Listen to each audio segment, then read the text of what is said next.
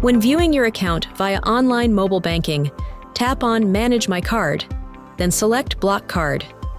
You may block your card due to one of the following reasons: lost card, stolen card, unauthorized transactions, or you may choose to temporarily block your card.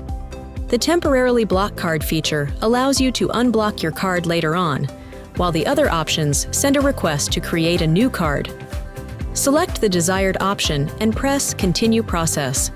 When you're ready, tap Proceed to block card. You will then be notified that the card was blocked successfully. If you selected the Temporarily Block Card option, you may unblock your card at any time, and it will be instantly ready to use again. Secure yourself against fraud with a simple tap. The power is in your hands with Belize Bank.